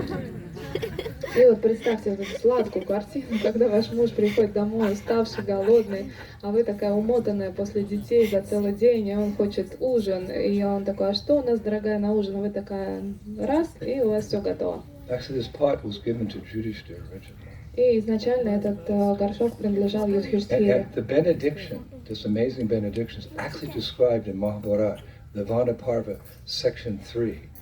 This benediction. И это благословление описано в Махабхарате. Phalam mula misham shakam sanskritam yan manhase chaturvidam tata nadyam kayamte bhavishyati. That's the blessing. O king, accept this copper vessel which I give to you. O you of excellent vows, as long as Panchali Draupadi will have this vessel without taking its contents of fruits, roots, and vegetables and grains, these 4 kinds of foods shall from that day be inexhaustible. That was the blessing. We know the exact blessing. Phalam mula nishkam shakam. И это написано в Махабхарате, Вана Парва, часть 3. Там пишется: «О царь, прими этот медный горшок, который я даю тебе. «О ты, обеты которого достигли совершенства. Пока у Драупади будет этот горшок, и до тех пор, пока она не вкушала из него, он будет полон фруктов, коренья, овощей, зерна, и эти 4 вида еды никогда не закончатся». So ordinarily this wouldn't be a problem because, what's 60,000? She can feed 1 million. But the problem was that Durvasa Muni and his disciples, they arrived in the late afternoon, just after the Pandavas and Draupadi had eaten. That pot had lost its potency till the next morning. И проблем бы вообще никаких не было, потому что она в целом могла и миллиарды накормить, что там 60 тысяч всего накормить. Но проблема заключалась в том, что Дурваса Муни со своими учениками прибыл после обеда. В тот момент уже и Пандавы, и Драупади вкусили и помыли горшок. But Durvasa Muni, the sages of intense personalities, feed us, we're hungry right now! И Дурваса Муни, будучи очень мощной личностью, он требовал: мы голодные, накорми нас прямо сейчас. So Yudhishthira, there's got to be some way to fix this problem. We'll just pray to Krishna. So he said to Durvasa Muni, sure, we'll prepare everything nicely, but I think the best thing would be is you go take a bath, and when you're all clean, you come back, and then we'll serve you. Now what do I do? И Юдхиштхира, он призадумался, он знал, что надо сейчас уже начать молиться Кришне, чтобы как-то разрешить эту ситуацию. Но, обращаясь к Дурвасу Муни, он сказал, что да, все хорошо, все сделаем, но я думаю, что с дороги вам лучше омыться, поэтому отправляйтесь, омывайтесь, приходите, мы вас всех накормим. So Yudhishthira called in this Gosti, and he met with his brothers and Draupadi, and he was thinking, Draupadi, is really taken, and it's really not potent now? So Draupadi clarified the situation. She said, "O king, I have not only eaten of the magic plate, but I have also washed the magic plate. Until the rising of tomorrow's sun, the plate will not produce any more food. What shall we do?" Тогда Юдхиштхира собрал гости, всех собрала для того, чтобы прояснить у Драупади, какова же все-таки ситуация. Она ему подтвердила, она сказала: «О царь, я не только поела из этого магической тарелки, этого горшка, но также я ее помыла. Поэтому до восхода завтрашнего солнца эта тарелка не даст никакой еды». So Yudhishthira showed something very instructive for us. И тогда Юдхиштхира сказал для нас это наше наставление. It's described by the Acharyas. Always a surrendered devotee, he simply said, "Draupadi, just pray to Krishna." И, будучи преданным Кришне, он сказал, обращаясь к Драупаде: просто иди молись Кришне. It was a no-brainer for him. It's no problem. There's no other resort. Just pray to Krishna. Something will happen. Right? It always does. И, собственно, нет никакого другого выхода. Просто молитесь Кришне, и, как правило, и Кришна всегда помогает. So Draupadi immediately folded her hands in the same mood as Yudhishthira and composed within her mind a very beautiful prayer. At first not asking for anything, but she started by glorifying Krishna. И Драупади, она сложила свои руки и стала в своем уме восхвалять Кришну. Она не стала его ни о чем просить сначала, она стала говорить о его хороших качествах. As we said earlier, she just first of all glorified Krishna with wonderful words, and then she said, "Pamagi, help!" И сначала она прославила Господа, а потом уже спросила: «Помоги мне». Now at that time, the Lord was in Dwarka. He was resting on a lounge chair with Rukmini. И в тот момент Господь находился в Двараке и отдыхал своей супругой Рукмини. He looked at Rukmini. Rukmini said, "I gotta go." И он посмотрел на Рукмини и говорит: «Мне пора идти». Where are you going? Она удивилась, говорит: To «Ты куда?» Braj. А он говорит: No, don't go there, because she knew that if he went there, he'd fall back in love with the Brajavasis. He'd never come back. Он говорит: во Врадж. Она говорит: о нет, только не туда, потому что она очень сильно боялась, что вернется, влюбится опять во всех Бриджабаси и уже не сможет от них уйти. At the same time, because of the nature of Draupadi's love, the Acharyas say that Krishna arrived from Dwarka to Kamivan in 3 seconds. 1, 2, 3. И That's love. Ачарья описывает, что благодаря тому, Love makes the world go round. что была такая огромная любовь у Кришны к пандавам, он за 3 секунды добрался до Вриндавана, потому что, вы знаете, что любовь, она руководит этим миром. The Acharyas say it was because of the urgency of Draupadi's cry from the heart. The Lord reciprocated so quickly. 3 seconds. Krishna. Yeah, he called. И Ачарья описывает, что потому что Драупади, она взмолилась, потому что это было для нее очень-очень важно, но Кришна очень быстро ответил, в течение 3 минут он был там. So we also have the opportunity, by Prabhupada's grace, we're initiated devotees into the chanting. Our chanting's blessed. We also have the same opportunity, but you have to do it with urgency. Not that you chant your rounds, Hare Krishna, Ram Ram Ram Ram, Krishna Krishna. No. Hare Krishna, Krishna Krishna, Hare Hare, Hare Rama, Rama Rama. From the first round to the last. И порой мы читаем мантру и забываем о том, что мы не должны не просто ее как-то читать, да, у нас должно быть это умонастроение важности момента и обращения к Кришне. И это должно быть от начала до конца вашей мантры. Prabhupada said this chanting of Hare Krishna is like the cry of a baby for its mother. И воспевание Хари Кришна, говорил Шрила Прабхупада, это подобно плачу ребенка о своей маме. How many of you are mothers? И поднимите руку, у кого есть дети. Okay, good portion here. So when baby goes, leave him in the crib. But when baby goes, in your mind there's some snake or the crib's collapsed, you come running. So if we chant Hare Krishna, Krishna Krishna, the Lord loves those who love the Lord. He comes running. И вот у тех, у кого у вас есть дети, вы хорошо понимаете, да, когда ваш ребенок закричал немножко, да, то есть вы думаете, ну ничего страшного, пусть лежит в колыбели. Но если вдруг раздался пронзительный крик, тогда вы тут же туда мчитесь, думая, что там, ну, что-то произошло, либо змея подползла, либо еще что-то. И подобно этому мы должны в правильном настроении воспевать свое имя, чтобы Кришна ответил. Воспевать имя Господа, чтобы Кришна ответил. And listen to this. Vishwanath Chakravarti Thakur says that Krishna came so quickly that he appeared disheveled. Disheveled, his clothes were a mess, his hair was all messed. И Вишванат Чакравати Тхакур описывает, что он так быстро появился перед ней, что выглядел он неопрятно. Vishwanath says that Krishna didn't even dress properly. It's like the gopis when they came to see Krishna. So now Krishna's coming to see his devotee. He didn't even dress properly, and his forehead was full of perspiration. All formalities were cast to the side for devotees who were begging for his mercy. Wow. All formalities are cast aside when a devotee begs Krishna for his mercy.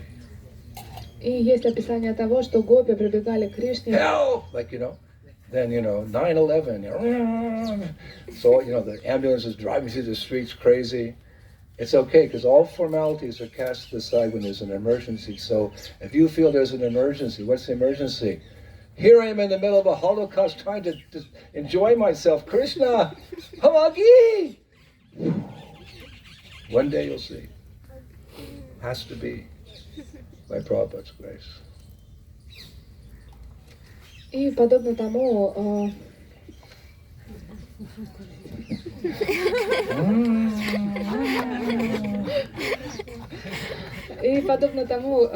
что Кришна, рассказывается, что гопи, когда они прибегали к Кришне, они были неопрятно одеты. Также и Господь Кришна, когда возникла опасность для его преданных, он предстал перед ней не одетый. Никакие формальности не были учтены, это была неотложная ситуация. И в этой неотложной ситуации нет времени на какие-то мелочи. Подобно тому, как вы взываете Кришне, что Кришна, вот я стою во время грозы, и шторм происходит вокруг меня, я все еще хочу наслаждаться, о Кришна, спаси меня, да, то есть и по поводу того, так же как аварийная машина 911, она едет спасать кого-то, она пренебрегает всеми правилами дорожного движения, потому что нет времени на формальности, то, что происходит, оно очень важно. So Krishna appeared before Draupadi. He said, "You have called?" И тогда Господь предстал перед Драупади и спросил ее, ты звала меня?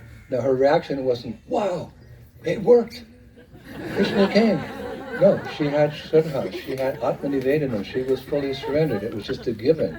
He was going to come. Just like when you call 911 and the ambulance comes, you don't go, oh, you guys came? And you call the ambulance. No, you're waiting for the call, you open the door, okay guys, come on in. it's like that. A devotee has full faith that if he follows the spiritual master's instructions, these things will happen in due course of time. One day Prabhupada said, you will come face to face with Krishna. Like, wow, Hare Krishna worked. No, it's like, it's a given for one who has full faith in the process of Krishna consciousness. И в тот момент, когда Кришна предстал перед Драупади, у нее не было такой реакции: «О, ничего себе, получилось!» Да? То есть она обладала полной шрадхой в том, что Господь предстанет перед ней. Также, когда вы звоните в службу спасения 911, и они вдруг приезжают, вы не удивляетесь: «О, ничего, ребята, вы что, приехали?» Вы точно знаете, что они приедут и вас спасут. Поэтому Шрила Прабхупада, он не раз нам говорил, что если мы обращаемся к Господу, практикуя, то в какой-то момент Он перед нами предстанет. Это неизбежный факт. So she explained the benediction and how the plate worked, but she'd already eaten, so it had no potency. So Krishna said, bring me the plate. И тогда она объяснила всю ситуацию, что есть этот горшок, но они уже поели, он уже чистый, помытый. И тогда Кришна ей сказал: принеси мне его сюда. Now, it's described by some divine arrangement, which means Purnamasi and Braj. Although she had washed the plate, there was one very tiny grain of cooked rice underneath the lip of the plate. You know, the plate's there and it's like that. So on it, there was one little, and Krishna found it, and he ate it with greed. И тогда вмешалось божественное провидение. Этим божественным провидением во Врадже является Пурнамаси. Она так устроила, что в тот момент, когда Друпади принесла этот совершенно чистый горшок, Кришна его взял, и под краешком этого горшка он обнаружил одно зернышко вареного риса, хотя все было до этого чисто. И он с огромной жадностью съел этот рис. Vishwanath uses this word lolium with greed, and he reveals Krishna's mind. He says, Krishna's saying, or thinking, my devotee has cooked this out of love, so I will eat it out of love.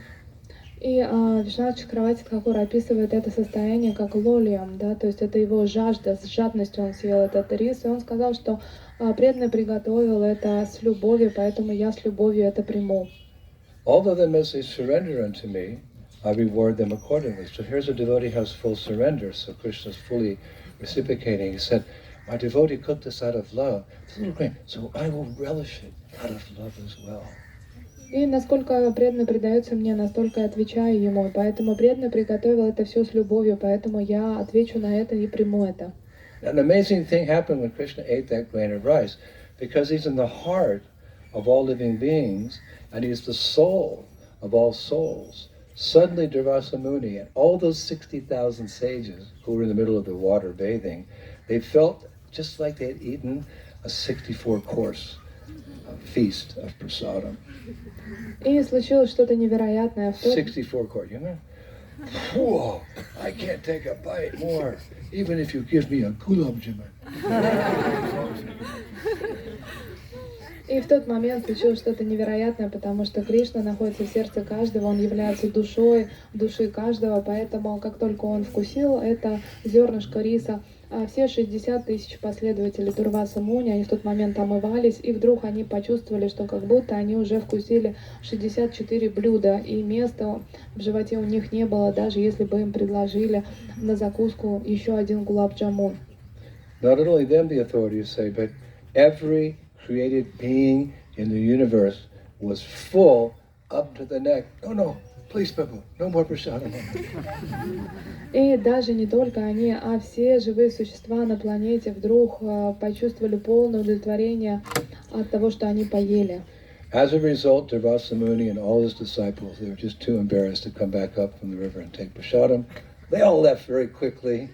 Krishna had saved the day!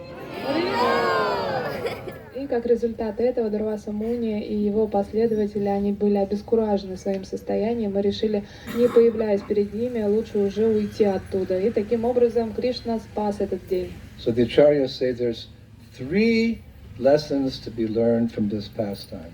И ачарья говорят, что из этой ситуации можно извлечь 3 урока. Number 1, Krishna is always ready to protect his devotees. И Кришна всегда готов защитить своих преданных. Number 2, he is satisfied with whatever is offered to him in pure devotion. Он счастлив принять все то, что предложено ему с чистой любовью. And number 3, Everyone is satisfied when he's satisfied. И все удовлетворены, когда удовлетворен он.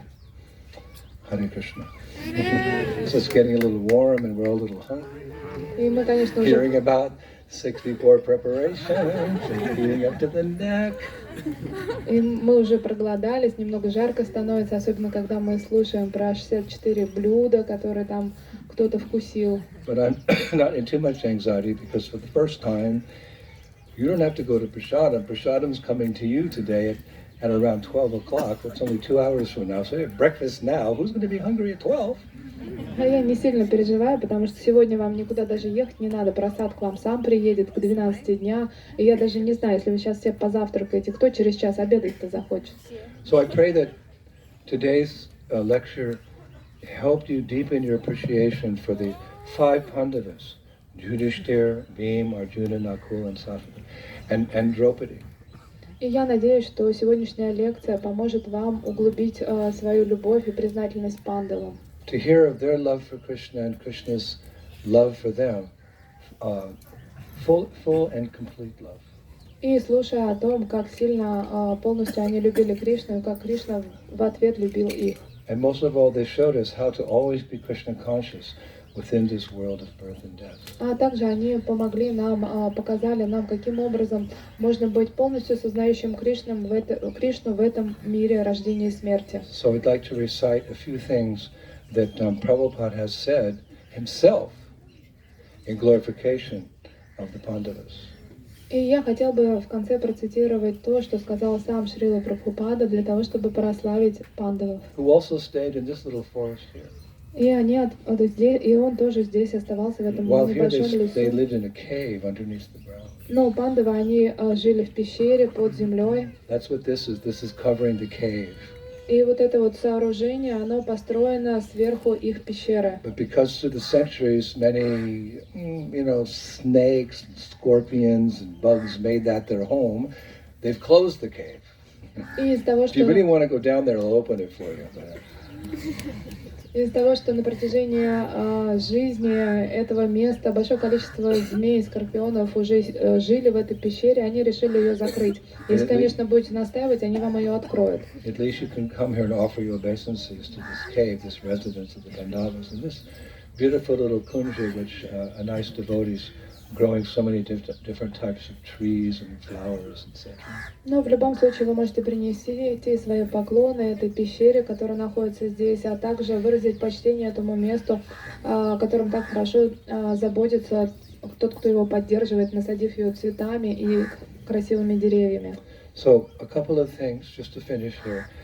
In a lecture on Srimad Bhagavatam in Los Angeles, December 25th, 1973, listen to what Prabhupada said about these beloved devotees, the Pandavas. И в лекции на Шримад Бхагаватам в Лос-Анджелесе 25 декабря 1973 года Шрила Прабхупада пишет о пандавах. So the Pandavas, always they were thinking of Krishna. While they were eating, they were sitting, they were sleeping, they were talking, they were fighting. Krishna. This is Krishna consciousness. When Arjuna was fighting, so there was also Krishna. Krishna is and was his friend, always talking with him, staying with him, sleeping with him, eating with him. Hare Krishna. Итак, пандавы всегда думали о Кришне. Что бы они ни делали, ели, сидели, спали, разговаривали, сражались, везде был Кришна. Это и есть сознание Кришны. Когда Арджуна сражался, он всегда находился все равно рядом с Кришной. Кришна был его лучшим другом, он всегда разговаривал с ним и оставался рядом, спал рядом с ним и ел рядом с ним. So when I was reading that, I was thinking, yes, but when will that day be mine, that I can always be with Krishna? И когда я это читал, я думал, когда же наступит тот день, когда я всегда буду находиться рядом с Кришной. But then Prabhupada went on to say that we too, we can also always be with Krishna.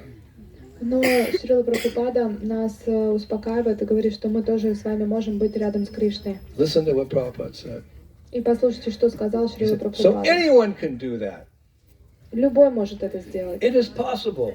Это возможно. If you become a devotee of Krishna, then you too can live with Krishna, face to face, talk with Krishna, eat with Krishna, dance with Krishna, even in this life. Srila Prabhupada K. Even in this life, Prabhupada's addressing his students. И Шрила Прабхупада обращается к своим ученикам. Если вы станете преданным Кришне, тогда вы сможете жить с Кришной, видеть его лицом к лицу, разговаривать с Кришной, вкушать вместе с Кришной, танцевать с ним, даже в этой жизни, Because Krishna is omnipotent, if you are really devotee of Krishna, then he will talk with you, he will dance with you, he will eat with you, everything. He's appealing to his students, Prabhupada.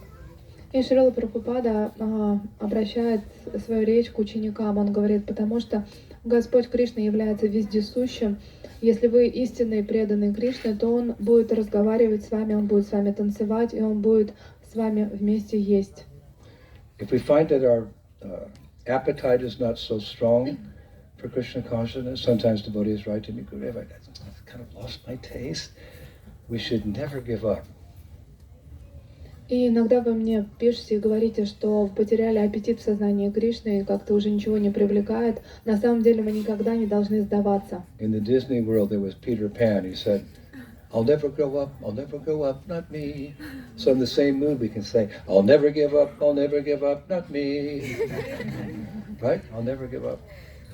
И в Диснейленде есть такой персонаж Питер Пен, который пел такую веселую песенку «Я никогда не повзрослею, никогда не вырасту, никогда не вырасту». И мы должны также петь, что «Я никогда не сдамся, никогда не сдамся, никогда не сдамся». Because remember the mood of this month of Kartik, this mood of Damodar Leela, which pervades this month, pervades Vrindavan.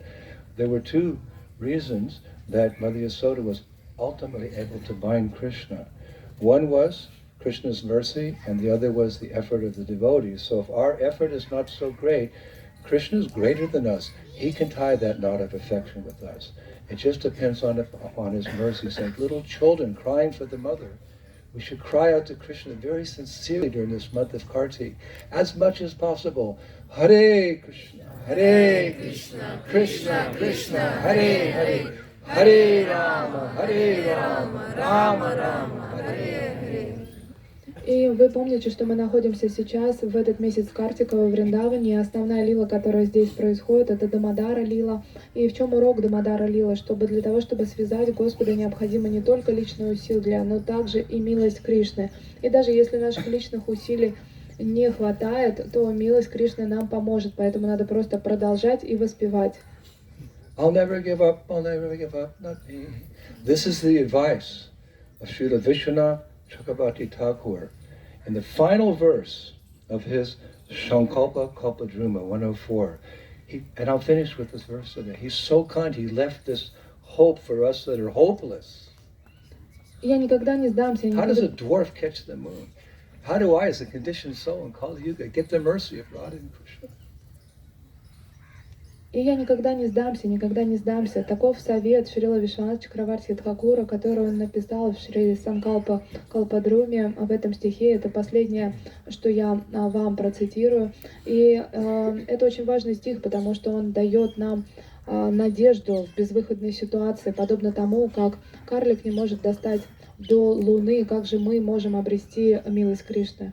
Here's the advice of Srila Vishwanath Chakravarti Thakur. И таков совет Вишванатха Чакраварти Тхакура. Giving up all other desires, worship Vrindavan, the bestower of prema. Оставив все желания, поклоняйся Вриндавану, который дарует прему. If you do not have a taste for the rasa of the ocean of pastimes of Radha and Krishna, at least do not give up the desire for it. Если у вас еще нет вкуса к расе, который является океан милостью Рады и Кришны, то хотя бы обладайте желанием обрести ее. O faithless inclinations of my heart, always take shelter of the desire tree of vows. О сомнения, которые присутствуют в моем сердце, пожалуйста, всегда принимайте прибежище у своих обетов. Whatever my nonsense mind might say, it's sometimes a friend, sometimes an enemy. I made a vow to my spiritual master, I will follow the four-legged principles, And as much faith as I can, I will chant daily, 16 rounds. Hare Krishna, Hare Krishna, Krishna Krishna, Hare Hare, Hare Rama, Hare Rama. And certainly Srila Prabhupada will deliver us to the lotus feet of Radhesham. И что бы ни говорил мой ум иногда он бывает другом, иногда врагом, но несмотря на это, я продолжу следовать 4 регулирующим принципам, а также буду ежедневно повторять свои 16 кругов. Таким образом, я останусь верным своему духовному учителю. И, конечно же, Шрила Прабхупада будет доволен этим и прольет на нас свою милость. Srila Prabhupada ki, Srila Vishnu Chakravarti Thakur ki, the 5 Pandavas and Draupadi and Queen Kunti ki, Vrajabhumi Shri Vrindavan Dham ki, Kartik Parikrama 2022 ki, back home, back to Godhead ki, take as many fallen conditioned souls with us as possible ki, go to Premanandi, Jai Jai Sri Radhe. Breakfast prasadam ki. And after breakfast you can wander around. This is a nice little kunj, nice little park here to